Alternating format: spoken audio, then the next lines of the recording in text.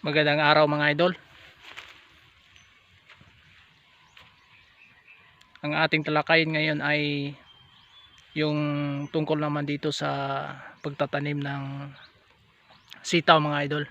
Kasi mayroon nagtatanong na paano daw iabuno natin. So atin na lang iisahin para malaman po ng mga iba na nais po magtatanim ng sitaw na kung sa ganun ay hindi pa nila alam. So ang ating i-share mga idol ay yung tungkol lang po sa yung experience natin, yung tungkol lang po sa mga alam natin sa pagtatanim ng sitaw. So i-share natin sa iba para po na kung saan ay makatutulong tayo sa bago po na start lang po magtatanim ng sitaw. So tara na, let's go. So ang pag-usapan natin mga idol sa video na ito ay ang tungkol po sa sitaw, kung paano po ang procedure na dapat natin gawin sa pagtatanim ng sitaw mga idol. So dito po sa aming sitaw ay kabubunga lang mga idol. So hindi siya masyadong makapal kasi hindi po natamaan ang magandang epekto ng abono natin. So dako tayo sa ating topiko ngayon mga idol ay yung step by step na pagtatanim sa sitaw hanggat ay ito po ay gumapang na at kung paano ba, no? So pag isa ka sa nais po magtanim ng sitaw mga idol, una, no, so tinuturo ko sa inyo na ang mas magandang variety, ito po ang tinanim namin na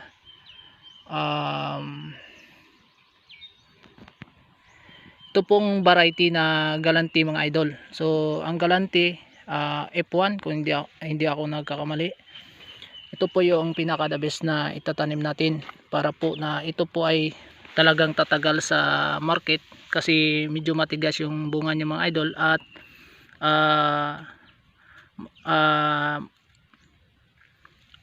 yung pag napitas siya hindi po babasta na lalambot yung bunga, so tatagal siya talaga sa market. And then yung proseso mga idol ay yung tanim namin dito hindi naman palaging ganito ka layo. So ang kailangan po natin ay kung pwede isang apak natin yung sa paan natin mga idol, no? Kung baga isang roller ang maganda, pero kung depende naman sa inyo ho, kung gusto nyo na mas malapit yung puno niya, pwede po na mahigit isang ganito, isang dangaw sa o maganda din mga idol pag isang apak natin, isang natin, isang P kumbaga mga idol. Tapos ang proseso niyan mga idol ay sa pagtatanim ay halimbawa nagtanim ka ng tag-init, no? Pag-usapan natin yung tag-init kasi tag-init ngayon. Kailangan pagtapos ng pag magbutas tayo mga idol, gamit natin yung natin, halimbawa may yung kahoy na lagyan mo ng yung kumbaga italinis mo ang kahoy, gawin ng pointing ang kahoy, tapos yun ang itutusok sa lupa para po na kung sa ganon ay ihulog natin dito so ang kanyang buto.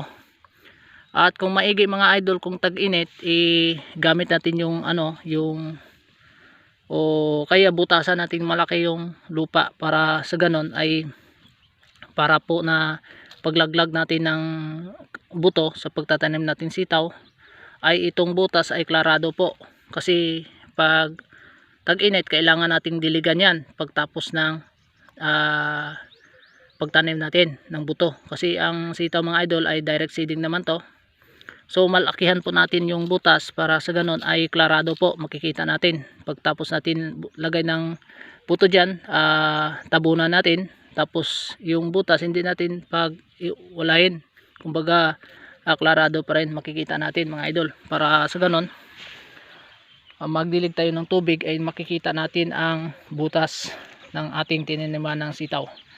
So ang proseso ng mga pag-aabono mga idol ay kailangan sa sitaw ay pag tumubo na siya mula sa pagtanim mo, pagbaon sa lupa, pag tumubo na po ay pwede naman pag mula sa araw ng pagtanim natin, bilang tayo ng hanggat 15 days mula sa pagtanim.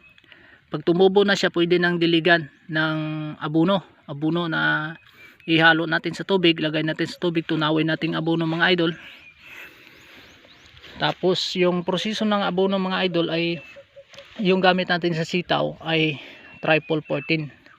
So sa isang drum na tubig, drum yung malaki kulay blue. So yun po ang drum, yun sunahan. Ganyan yung mga drum mga idol gagamitin natin. So sa isang drum na yan ay lagyan natin ng abono 2 kilo mga idol. Isang puno na drum ng tubig, lagyan natin ng abono ng 2 kilo, triple 14. Tapos ididilig natin sa ating sitaw mga idol. So dilig natin, dito natin tatama mga idol, kahit tatamaan mong puno kasi hindi naman masyadong matapang yan ang ating abono mga idol. So kahit tatamaan mo tong puno, okay lang yan. So uulitin ko mga idol, mula sa pagtanim ng ating sitaw 15 days, pag nabuhay na siya sa lupa, diligan natin ng abono na tubig na may abono, yun po. And then every week repeat tayo ng abono. Yan mga idol, repeat tayo gamit ang triple 14. And then mag 15 days siya, magdilig tayo sa kahit 10 mga idol. Pag nabuhay na yung sitaw natin, pwede na natin diligan, pero mas maigi na 15 days. And then after sa pagdilig natin ng tubig na may abono, pwede na tayo mag 20 days na siya mga idol, pwede na tayo mag tisok, kumbaga yung abono na hindi natin tinunaw sa tubig, yun ang ititisok natin mga idol. Butasan natin to gamit ang kahoy na pointing na kahoy. Dito po natin tatamaan sa mga nasa 2 inch mga idol, 2 inches yung natin dito natin tatamaan. Tapos lagyan natin ng abono. Yung abono natin ay mga idol ay triple 14 pa rin. Tapos gamit natin ng scoop. Yung scoop idol ay bibili tayo ng scoop diyan sa online, pwede naman tayo sa Shopee makabili. Yung scoop idol ay naglalaman ng mga, kung lalagyan mo ng liquid ay naglalaman niya ng 25 ml. Yun po ang bibili natin. Tapos una nating pag-abono ng abono na hindi po nahalo, diretsuhan na abono po mga idol, ay kailangan kalahati lang yung scoop mga idol. Kasi kapag punuin natin yan, sayang naman yan, hindi yan ma-absorb sa sitaw natin. Kasi yung sitaw natin napakabata pa, kunti pa ang kanyang yung mga niya, yung gamot, kumbaga yung niya, yung growth niya ay kaunti pa yon. Kasi kaya mag-abono tayo mga idol, kailangan kalahati lang ng scoop. Yung scoop, yung sinasabi kong na scoop mga idol, kung lagyan natin ng tubig, naglalaman yun ng 25 ml. Yun po ang bibilhin natin sa online. Kung wala dyan sa inyo ng nagtitinda ng ganyan sa mga agri-store, online po tayong bibili mga idol.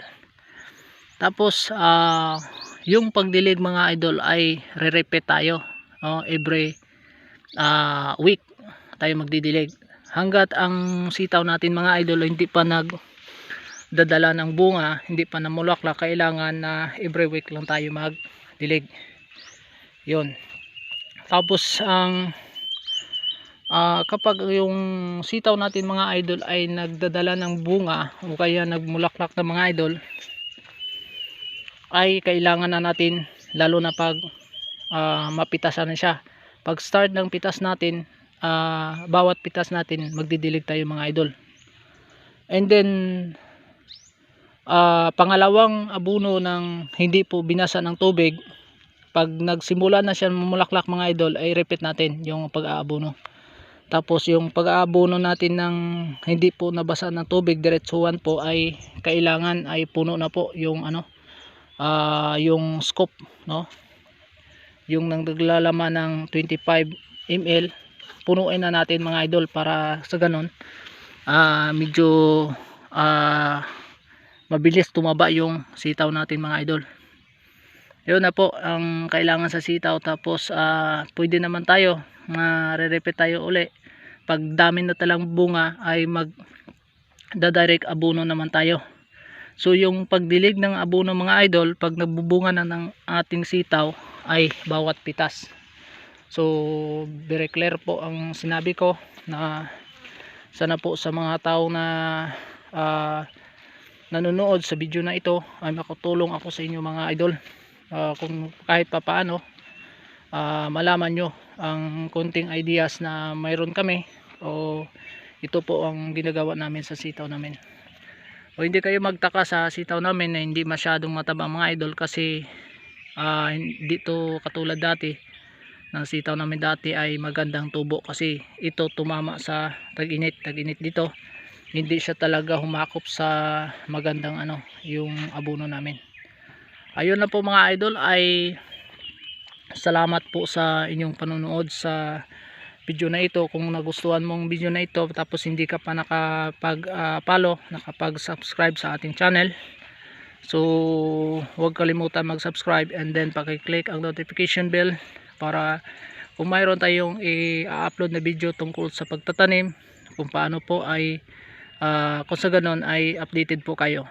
So yan lang po lahat mga idol, ay yun po ang tatandaan natin sa pagtatanim ng sitaw.